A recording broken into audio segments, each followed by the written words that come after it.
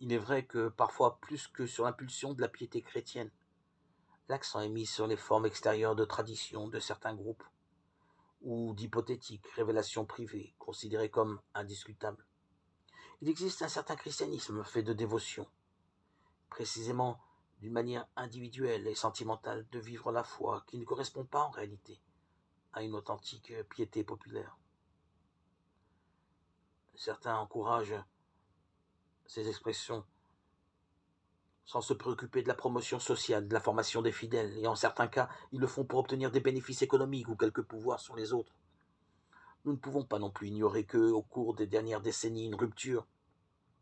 s'est produite dans la transmission de la foi chrétienne entre les générations dans le peuple de Dieu.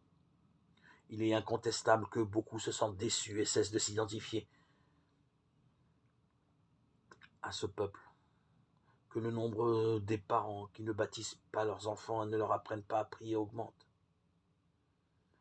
et qu'il y a un certain exode vers d'autres communautés de foi. Certaines causes de cette rupture sont le manque d'espace de dialogue en famille,